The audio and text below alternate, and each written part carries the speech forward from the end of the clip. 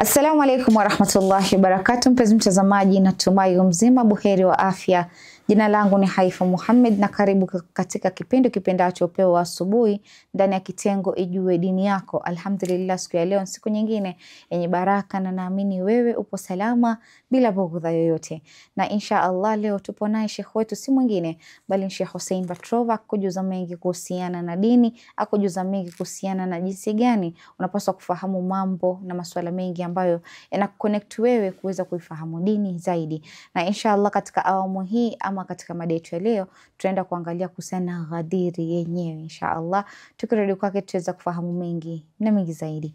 Assalamu alaikum warahmatullahi wabarakatuh. Wa alaikum assalam warahmatullahi wabarakatuh. Karibu tena Sheikh. Nashukuru sana. Naam, alhamdulillah. A'udhu billahi minash shaitanir rajim. Bismillahir rahmanir rahim. Al-yawma akmaltu lakum dinakum. Naam.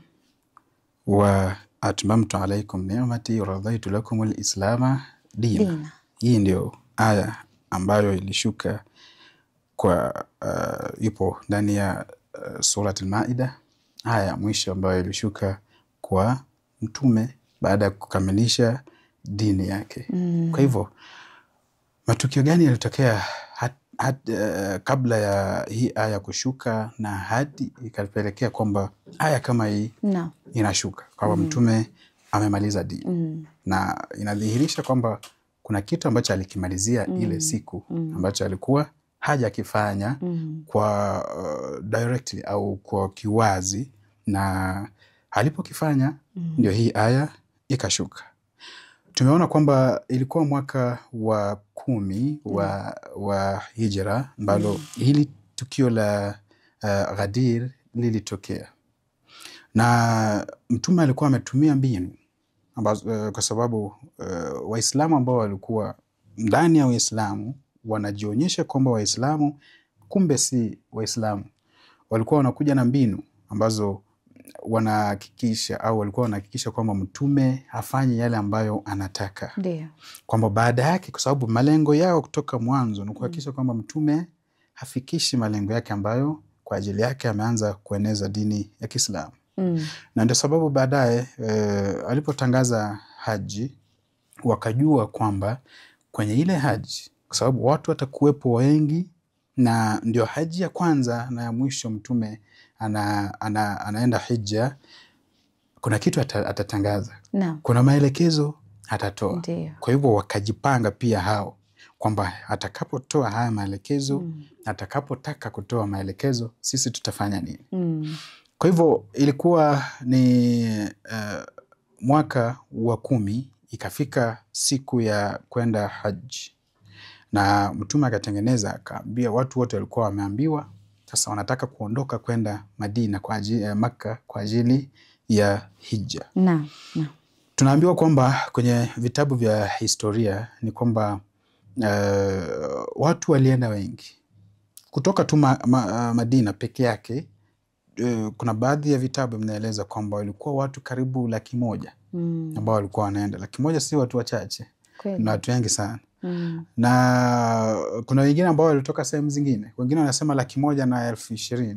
Yani kuna idadi tofauti ambazo wanaeleza idadi ya watu ambao walitoka Madina. Kwa hivyo mtume akajitayarisha, kila mtu akajitayarisha kwa ajili ya hija ya mwisho, kwa sababu ni hija ya mwisho. Kila mtu anataka at least ahiji na mtume, kwa sababu kutakuwa na maelekezo ambayo atatoa. Kuna maelekezo specific kulingana na haji, na kuna maelekezo ya mwisho kwamba mimi, kwa sababu yupo na watu wengi, lazima kuna maelekezo ya mwisho ya muhimu ambayo atatoa, watu wataendana nayo. Kwa hivyo tusisahau kwamba upande mwingine pia wanapanga kwamba ndiye ataeleza, lakini lazima tuchukue uongozi baada yake. Kwa hivyo baadaye kila mtu akajitayarisha na wakaondoka watu karibu 100,000. Lakini tujua kwamba kuna watu wengine walitoka sehemu zingine. Kuna watu ambao walitoka Iraq pia, kuna watu walitoka Yemen, kuna watu walitoka Basra, Misri, sehemu tofauti. Wakaja wakaungana ili wakaenda wapi? Kwenye haji pamoja na mtume. Sasa walipofika huko kuna baadhi ya vitu ambavyo vilitokea. Nilipoeleza pale mwanzo, kuna maelekezo ambayo alitoa baada ya haji au ndani ya hiyo haji, na kuna baadhi ya watu hawakufuata. Kwa hivyo walipomaliza na wakafika kwenye Arafa, tunajua Arafa kila mtu anakuwa pale, anakusanyika pale ili kutekeleza amali za Arafa. Sasa walipokuwa Arafa, kila mtu yuko pale, Mtume akatoa hutuba ya Arafa. Kwenye hiyo hutuba akaeleza vitu ambavyo sheria ambazo amezitoa, mambo ambayo ameyatoa. Hizi zote alizoeleza, hakuna shida ambayo ilitokea, na hakuna mtu ambaye alipinga, wala hakuna mtu ambaye ilileta tatizo kwa maelezo ya Mtume. Alipofika mahali akasema, inni tarikum fikum athaqalain ma in tamassaktum bihima lan tadhillu ba'di abada. Aliposema hiyo, wakajua kwamba sasa ameanza ile neno kile kitu ambacho tulikuwa tunajitayarisha kwa ajili yake, amekianza sasa. Na kwa sababu walikuwa wametoa propaganda, walikuwa wametayarisha watu wao, hao watu wakajua sasa huu ndio wakati wa kufanya mambo yetu. Sasa muda umefika. Na hapo kelele zikaanza. Mtume hakuweza kuongea, kwa sababu walipoanza kelele, hata Mtume akiongea haitofika kule, itakuwa tu kwake peke yake, sababu kila mtu anapiga kelele. Alipoona kwamba mambo yanaenda, akasimamisha kwa Arafa. Hakuendelea kuongea. Wakamaliza mambo yao. Sasa ikawa watu wanarudi sehemu zao za kawaida. Kwenye njia, na ulikuwa wakati wa jua sana, ulikuwa msimu wa jua, ulikuwa kama ni sama vile. Kwa hivyo kwenye njia wanaelekea, wanarudi, wapo kwenye kikundi. Unajua ni wengi, mpaka watu karibu zaidi ya 100,000. Na 100,000 times 2 or 3, kwa sababu wengine wametoka Yemen, wengine wametoka Basra, wengine wametoka Iraq, wametoka sehemu tofauti tofauti. Kwa hivyo ikabidi kwenye njia wakirudi, lazima kitu kitatokea. Kwa sababu Mtume hajaeleza kile ambacho alikuwa anataka kueleza Arafa. Wakajua kwamba tukifika Madina ataeleza. Sasa hawakuwa na habari yoyote kwamba katikati ya njia kuna kitu kitatokea. Sasa hapa Mtume alikuwa anajua, kwa sababu afanyi chochote bali kimetoka kwa Mwenyezi Mungu. Alijua kwamba mipango yao ni kwamba tukifika Madina kuna maelekezo mimi nitatoa. Na haya maelekezo nikitoa, wameshajipanga kwamba watahakikisha kwamba mimi sijatoa haya maelekezo. Kwa hivyo ikabidi atoe wakati ambao hawajatarajia, awapate offside. Sasa walipofika karibu na Ghadir Hum. Ghadir Hum ni sehemu ya watu kutoka kwenda sehemu tofauti tofauti, na kwa kama ni junction. Ila anaenda Madina aende, anaenda Yemen aende, anaenda sehemu zingine aende. Kwa hivyo walipofika hapo, kabla hawajafika, aya ikashuka kwa Mtume, ya ayuha rasul balligh ma unzila ilayka min rabbika. Ewe Mtume wa Mwenyezi Mungu, fikisha ujumbe ambao umeshuka juu yako, umeshuka kwako kutoka kwa Mwenyezi Mungu. Fa in lam tafal, yani anaambiwa, alafu anatishiwa, kama hutofanya hili basi fama balaghta risalati rabbika. Kama hutofanya basi haujafikisha ujumbe wa Mwenyezi Mungu. Ndio. Na Mwenyezi Mungu akamwambia, usiogope, wallahu ya'simuka minan nas, Mwenyezi Mungu atakuokoa, atakulinda na watu. Kwa hivyo kuna vipengele vitatu kwenye hii aya.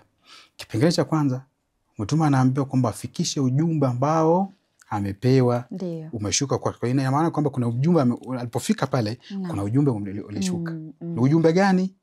Ndio sasa tunasubiri atufikishie. Cha pili, ni kwamba Mwenyezi Mungu amemwambia kama hutofikisha ujumbe basi hujafikisha ujumbe wote. Kwa hiyo miaka yako 23 hujafanya chochote. Kwa hivyo dini inategemea ujumbe ambao mtume atatoa. Ndiyo. Na amejaribu kuutoa akashindwa. Kwa hivyo kipengele cha 4 kwamba Mwenyezi Mungu anajua kwamba watu wataleta shida, watu watakuwa ni wenye kukataa huu ujumbe ambao unataka kueneza. Na ndio sababu akamwambia mtume usiogope, we toa ule ujumbe, Mwenyezi Mungu atakuokoa, atakulinda na watu ambao watataka kuleta nini? Matatizo ambayo walileta wapi? Kule Arafa. Kwa hivyo mtume alipofika hapo kwenye junction, ikabidi ambie kila mtu arudi. Watu wote ambao wameenda warudi. Na kila mtu akarudi, na tunavyoelezwa kwenye vitabu vya kihistoria ni kwamba ulikuwa ni wakati wa dhuhuri, yani jua ni kali sana. Na msimu ni wa sama. Naam. Hani jua linagonga. Nakata vizuri. Sehemu zote. Inatoa juu, inatoka kando, chini. Sehemu zote ni kumoto. Sasa mtume akasimamisha watu kwenye haya mazingira. Akamwambia subirini, nataka kuambieni kitu. Sasa wale ambao walikuwa wameenda kule mbele kote wakarudi. Wale ambao walikuwa wamebaki nyuma wakakuja wakampata mtume. Na tutakuja kuona kwa sababu gani mtume au Mwenyezi Mungu alichagua hii sehemu na kwa nini mtume akichagua pia hii sehemu kwamba ndiye anatoa huu ujumbe. Kwa sababu kuna baadhi ya vitu ambavyo vimetokea kabla akijaribu kutoa ujumbe. Na lazima hivi vitu viondolewe. Kwa sababu Mwenyezi Mungu amesema atamlinda na watu. Kwa hivyo aliposimama pale kuna hotuba alitoa. Hotuba ndefu tu alitoa kwa watu na kila mtu alikuwa anaisikia. Kila mtu hata kama yuko mbali masafa alikuwa anasikia hotuba ya mtume. Akafika sehemu akaanza kuwauliza, je, sijafanya wajibu wangu? Je, mimi ni aula kwenu? Au mimi si aula kwenu? Wote walikuwa wanajibu, ndiyo, tunashuhudia kwamba umetoa tabligh, umefanya tabligh risala ya Mwenyezi Mungu na kila kitu umetueleza. Wote, kila mtu alikuwa anashuhudia. Sasa hapa wale ambao walikuwa wanatengeneza mambo ambayo watafanya kinyume na mtume walikuwa hawajajua kwamba hii story itatokea. Hii sehemu kutakuwa na habari ambayo mtume ataeleza. Na iliwapata offside. Kwa hivyo waliposimama pale kila mtu anasikia. Akatoa hotuba yake na walimwekea platform juu, akasimama juu, kila mtu anamuona na akaanza kutoa hotuba yake. Na mwishowe ndio pale akasema kwamba je, mimi si aula kwenu? Wakasema ndiyo, tunashuhudia kwamba wewe ni aula kwetu. Ndio pale akasema man kuntu maulahu fahadha aliyu maulahu Allahumma wali man walahu, na mpaka mwisho wa hadithi. Kwa hivyo hii hadithi, hii sentensi ya mwisho ndio ile ambayo alikuwa anajaribu kutoa katika Arafa na wakampinga. Kwa sababu walijua kwamba anataka kutoa information ambayo hajatoa kabla. Sababu hivi vitu vingine vyote ametueleza. Kwa hivyo huu ndio wakati wa kutoa hiyo habari. Na akawaambia man kuntu maulahu, yule ambaye mimi ni kiongozi wake, basi Ali atakuwa kiongozi wake. Mashallah. Sasa amewapata offside. Watafanya nini? Wataeleza nini? Au mbinu gani watatumia ili wapinge haya maneno? Inshallah Sheikh, acha tukomie hapo. Ndio tukifika katika hiyo ya pili usimalize huu utamu wa mwanzo ndio tuje tupate utamu zaidi katika awamu ya pili, tuweze kufahamu zaidi kuhusiana na hili swali la Ghadir. Yani tuone hawa watu walireact vipi walipofahamu ya kwamba mtume alikuwa atasema kitu fulani. Maana wao walikadiria makadirio yao kwamba akifika kule ndo basi ndo atatoa huo ujumbe, lakini Mwenyezi Mungu naye ana hikma yake. Tamkuruna wa yamkuruna. Ni kweli. Shukrani sana. Okay. Kurudi kwako mpenzi mtazamaji, natumai katika awamu ya kwanza tukiwa na Sheikh Hussein Patrova ndani ya studio zetu za Mahdi TV. Naamini unazidi kufaidika na yeye, unazidi kujifunza mengi kuhusiana na Ghadir Hum, kuweza kufahamu swala zima la man kuntu maulahu fahadha aliyun maula. Whoever I am his master, then Ali is his master. Hayo yalikuwa ni maneno ya Mtume Muhammad sallallahu alaihi wasallam. Na Mtume hasemi jambo basi ni amri ya Mwenyezi Mungu ndo huwa ameamrisha. Na insha Allah mpenzi mtazamaji, acha tuchukue mapumziko, tutakaporudi tutaendelea zaidi.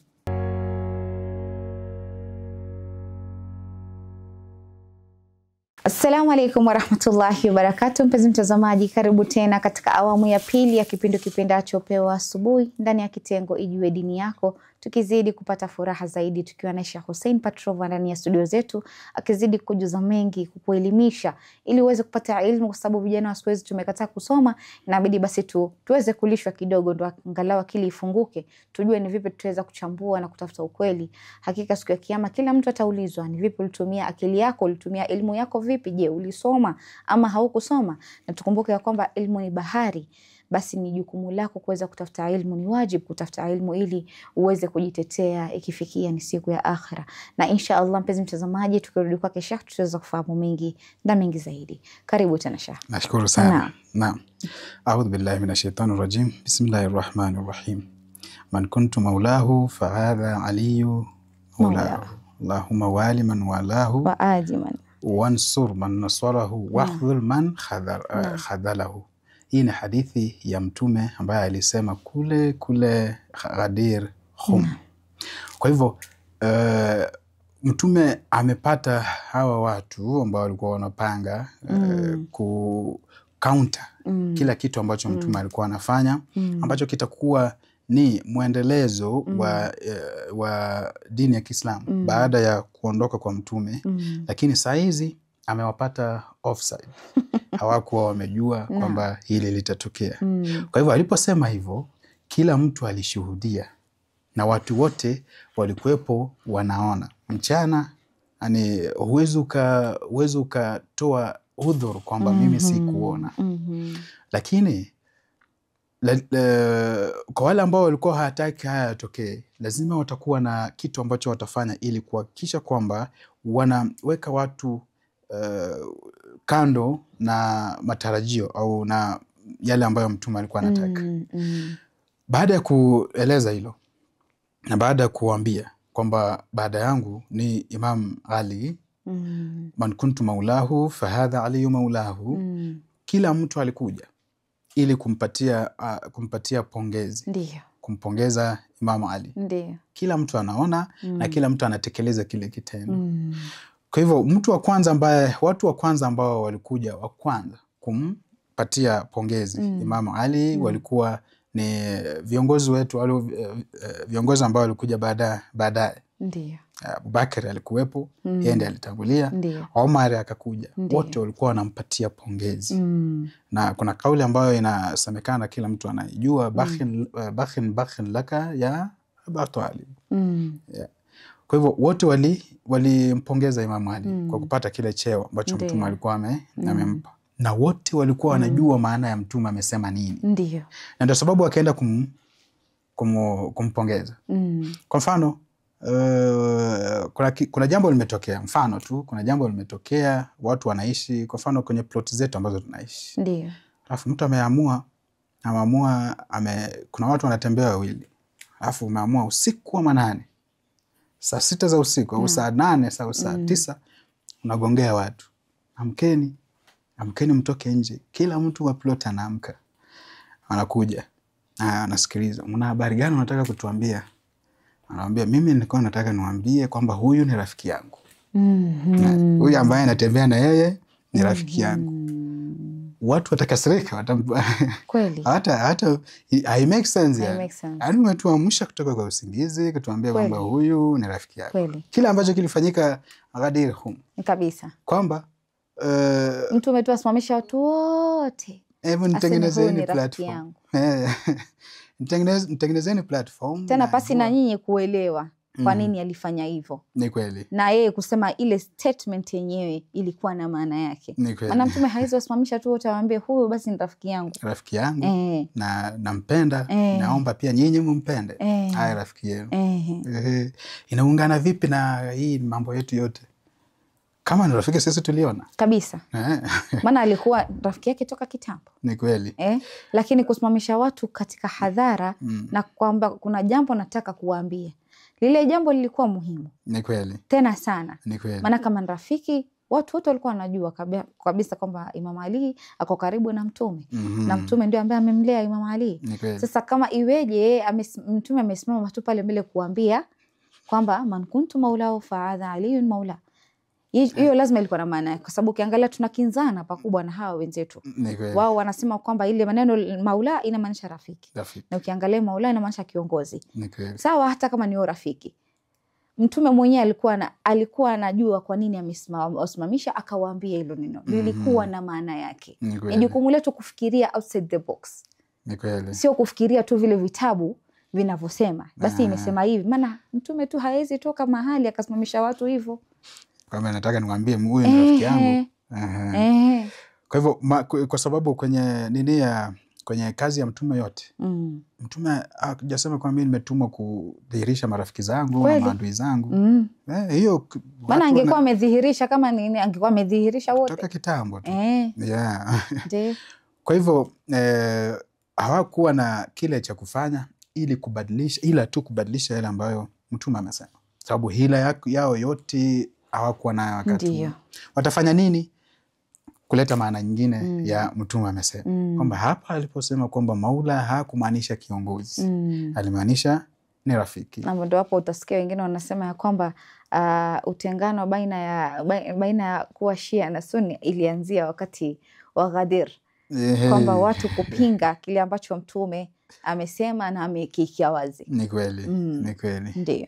Kwa hivyo mbinu hazikuisha mpaka Mtume anafika siku ya mwisho ya kutuacha. Mbinu bado zilikuwepo za kuhakikisha kwamba malengo ya Mtume hayatimii. Kwa hivyo kwenye Ghadir Hum, baada ya Mtume kusema hiyo sentensi ya hadithi, kila mtu alisikia na akawaambia wale ambao wapo kwamba fikishieni wale ambao hawapo. Huu ujumbe fikishia wale ambao hawapo, ili kila mtu apate, kila mtu asikie, aweze kujua kwamba Mtume amesema nini baada yake. Kwa hivyo mazingira ambayo yanatokea kwenye hili tukio, na tukifuata vitabu vya historia kwamba hakuna tukio kwenye historia ya Kiislamu ambalo limeripotiwa au limesemwa na watu wengi kama hili tukio la Ghadir. Yani hakuna tukio ambalo lina hadithi nyingi kama hili tukio la Ghadir. Hata matukio ambayo yalikuwa yanafanyika kwenye masala ya ibada yote au masala ya vitu vingine vya dini ambavyo vipo ndani ya dini ya Kiislamu halikuwa na wingi huu. Kwamba watu walikuwepo wengi mwanzo. Pili, wale ambao ripoti ambazo zimetoka, yani hadithi ambazo zimetoka kwa ajili ya hili tukio ni nyingi sana. Na tunaweza tukafuata vitabu zetu za hadithi zote Shia na Sunni, tukaona kwamba hadithi ambazo zinazungumzia hili tukio la Ghadir Hum ni nyingi sana. Na kutakuwa na tofauti kwenye kutoa kilichotokea. Hata tofauti natoka kwenye hadithi yenyewe. Kuna baadhi ya hadithi au vitabu vimeondoa baadhi ya maneno. Na hivyo ndio pia nilikuwa nataka kusema kwamba kuna hadithi ambazo zinatolewa. Ni kweli. Lakini mpaka uwe na ile natija kwamba kuelewa kwamba katika Uislamu lazima uchakure kisawasawa upate kitu ambacho unachohitaji. Kwa sababu la sivyo, kwa sababu mtu anachukia hiti kitu fulani ama amechukia huyu mtu kwa sababu ni Mshia, lazima atatoa kitu fulani hata kama katika kitabu chenu. Ni kweli. Maana ukiangalia kama ni kwa Tabari iko, kwa Bukhari hiyo hadithi iko, si ati haikosi. Inapatikana vizuri sana. Ni ile kwamba wameamua kwamba hii tunaiweka kando.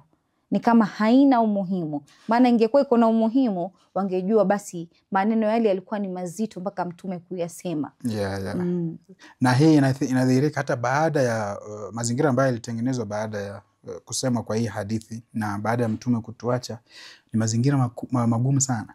Kama watu halikuwa hawaruhusiwi kutaja hii hadithi. Ukisikiliza unasema hii hadithi ni kama utauawa. Yani mazingira yalikuwa magumu sana. Inadhihirisha kwamba hii hadithi haikuwa inaongea kuhusu tu urafiki. Sababu kama ingekuwa inaongea kuhusu urafiki basi hiyo ndio vizuri. Hiyo ndio dini ya Kiislamu inataka urafiki uwepo. Kwa nini mnataka kupinga urafiki? Tuwe na uadui. Ndio.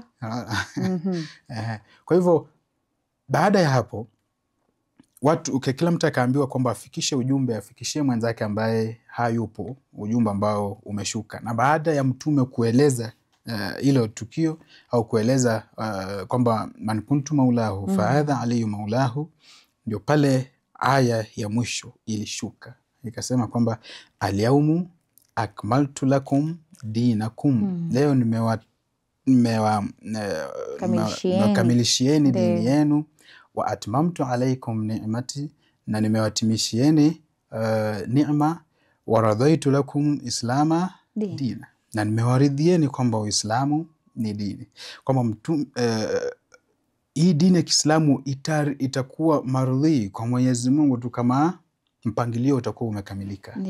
Mpangilio ambao ulikuwepo.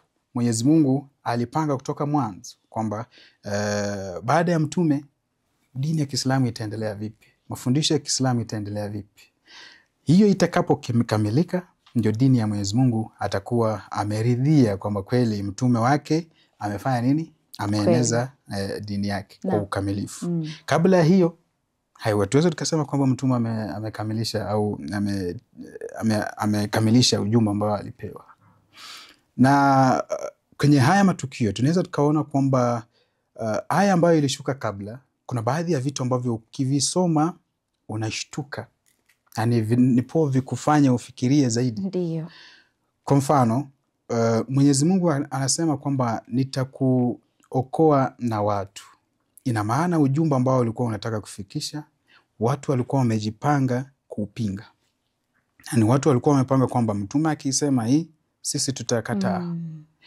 Mpaka Mwenyezi Mungu akasema kwamba nitakuokoa, kwamba hakuna mtu ambaye atapinga lile ambalo utakalo eneza au utakalo fikisha. Na pia tunaona kwamba ule ujumbe ambao mtume alikuwa anataka kufikisha, mtume anaambiwa baligh ma unzila ilayka, mpaka anatishiwa fa in lam taf'al fama ballaghta risalati rabbik, kwamba kama hutofanya basi hujafikisha ujumbe. Ina maana kwamba dini yote kutoka mwanzo mpaka mwisho inategemea huo ujumbe. Sisi tunajua kwamba dini ya Kiislamu ilikuwa inategemea mtume kuwepo. Hasa mtume akiondoka kuna kitu ambacho lazima dini ya Kiislamu itategemea. Hicho kitu ndio kile ambacho Mwenyezi Mungu alikuwa anatoa hadhar kwamba ukifanya tunajua kwamba kuna watu watapinga. Na wakipinga Mwenyezi Mungu mwenyewe atakuokoa na wale ambao watapinga. Kwa hivyo ilikuwa inajulikana kwamba miongoni mwa tactics zao ambazo walikuwa wanazitumia ni kuhakikisha kwamba mtume hafikishi ujumbe wa mwisho, na walikuwa wanajua kwamba ule ujumbe utafika. Na ndio pale Mwenyezi Mungu akawaambia kwamba toa ule ujumbe hapa Ghadir Hum. Kwa nini ilichaguliwa Ghadir Hum? Kipengele cha kwanza kwamba Ghadir Hum ilikuwa ni sehemu ya watu kutawanyika. Kwamba wakifika hapa kila mtu anaenda sehemu yake. Sasa mtume atakuwa amebaki na watu wachache, hawatosikia. Atakieleza kule Madina watu wachache tu ndio watakuwa wamesikia, watu wa Madina. Lakini pale Ghadir Hum sehemu zote walisikia. Na pia kwamba walipofika Ghadir Hum tunaambiwa kwamba kwenye baadhi ya vitabu vya historia vinatueleza pale Ghadir Hum kuna echo. Yani ukiongea kitu, hata ukiongea tu polepole, mtu ambaye yuko mbali anasikia kwa ajili ya echo. Sauti inajirudia. Yeah. Sasa tukiwa wakiwa Mina, akiwa Arafa, mtume alijaribu kueleza, lakini hawakumsikia kwa sababu sauti ilikuwa haifiki kule kwa kelele ambazo walikuwa wanafanya. Lakini hapa Ghadir Hum ni tofauti. kwa sababu mtume mwanzo yupo juu yao na yeye ndiye anaongea, kila mtu akisikia, hata kama kutakuwa na kelele katikati haitoleta effect. Kila mtu atasikia ile sauti ya mtume kwa ajili ya echo. Sasa ndio sababu ikachaguliwa Ghadir Hum, kwamba hapa ndipo utakapoeleza hiyo habari na kila mtu ataisikia. Hata wakija na mbinu yao ambao wamekuja nayo kabla hawataweza. Kwa sababu echo ya mtume itakuwa juu ya sauti ambazo au kelele ambazo watakuwa wanapiga. Ndio sababu ikachaguliwa Ghadir Hum, na sehemu ambayo kila mtu atasikia habari ambayo inashuka. Ndio. Hivyo hiki ndio kisa cha Ghadir Hum. Kuna mambo mengi ambayo yafaa yaelezwe kuhusu Ghadir Hum, pengine hayapo kwenye vitabu vingi vya hadithi, yamefichwa. Lakini tukifuata vitabu zetu ambazo vitabu za Ahlul Bait, tunapata mambo mengi, tunapata kisa chote ambacho maimams walitueleza. Kwa hivyo huu ndio ulikuwa msingi wa another phase ya Uislamu ambapo mtume hayupo. Msingi ambao umejengwa chini ya wilaya ya Imam Ali. Kwamba je, utafuata maamrisho ya mtume ufuate wilaya, au hautofuata maamrisho ya mtume ufuate mambo ambayo yamejengwa au yameletwa na watu ambao walikuwa wanapinga habari ya mtume. Hakika ni jambo zuri sana kuweza kufahamu masuala kama haya. Ni kweli, ambayo yanafaa kutufungua sisi macho kama Waislamu. Na ndio maana kila nikipitia katika mitandao nikiangalia ya kwamba mtu anakuambia mimi nilikuwa katika madhhab fulani, lakini nilivyoamua kufungua macho na kusoma nikajikuta ama kweli niko katika njia ambayo sio. Kitu ambacho kilinifurahisha ni kwamba wakati tukiangazia mitandao ya kijamii tulikuwa tunapitia ukiperuzi ukutana na vitu ambavyo vinakuridhisha. Na tukakutana na video moja ambayo pia leo Lumumba alikuwa ameisema. Asema ya kwamba Imam Ali ndo alikuwa awe nani? Khalifa wa kwanza. Lakini akawachia wale watatu. Alisacrifice kwa sababu ya nini? Kuangalia ule umma wa mtume utakavyokuwa. Na sio kwamba ndio tukiangalia Imam Ali ndo sisi tunasema ni wa kwanza, wao watasema ni wa nne. Lakini ukiangalia wao walichagua na Imam Ali hakuna mtu alikaa kikao na kumchagua. Walimfuata watu mwenyewe kwa hiari. Tunataka uwe nani? Kiongozi. Na Imam akasema nini? Ya kwamba lazima kuna vitu ambavyo tuweze kuvifata, kuweza kuvifahamu. Na ni kitu ambacho kinaleta furaha zaidi. Sheikh, alhamdulillah, Allah azidi kukuweka, azidi kukujalia, uzidi kutupa neema kama hizi, uzidi kutufunza, kutuelezea masuala mengi, kwa sababu tunafaa kuvifahamu. Ni vitu ambavyo sisi kama Ahlul Bait tuna furaha kuwa navyo. Ni kweli. Hauwezi pata mtu ambaye hana mambo kama haya, anakosa mengi sana. Kwa sababu mpaka uweki akili. Mimi wanasema ya kwamba kama Allah amekupa uwezo wa kufikiria, amekupa akili ya kufikiria, basi ni jukumu lako na langu kuweza kufanya nini? Kutafuta ile ilmu, kuitumia. Jiulize maswali, kwa nini itoke hivi? Lakini tukibakia kwanza, mimi naona huyu wa kwanza ndo favorite, mimi ndo najua huyu ndo alikuwa wewe wa kwanza. Kitu ambacho pia kinafaa kuraise alam, nadhani katika sisi Waislamu tukiamua kutafuta historia ya dini, tukiamua kutaka kusoma, tuangalie pia baada ya kifo cha mtume. Baada ya kifo cha mtume bado hajazikwa, lakini watu washaenda kuchagua na viongozi. Hilo linafaa kuraise question. Wewe unachaguaje uongozi? Mbona msinge ngoja ya kwamba mtume mumzike, mkimaliza ndo basi mje mfanye? Akumpatie heshima ya mwisho. Mpe heshima yake.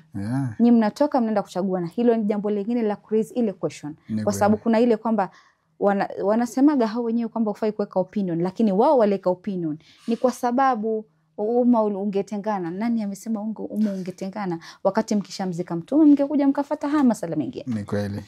Jambo ambalo naamini sisi kama Waislamu ni vyema sana kufahamu. Tuliweke kwenye akili zetu, tuweze kufikiria, tuchambue vizuri, tuone je, mambo yalikuwa vipi kabla na baada ya kutuacha Mtume kabisa.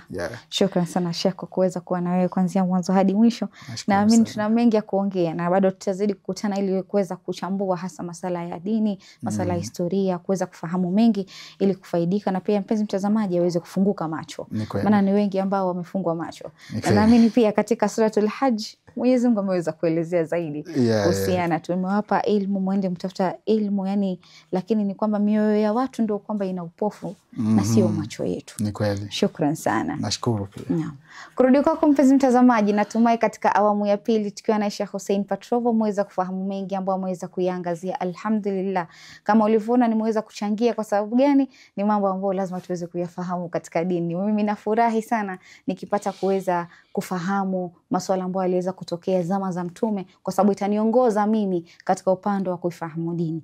Qur'ani iko na pia mienendo ya Mtume ni lazima tuweze kuifuata. Mtume aliishi vipi? Mtume aliwakirimu watu vipi?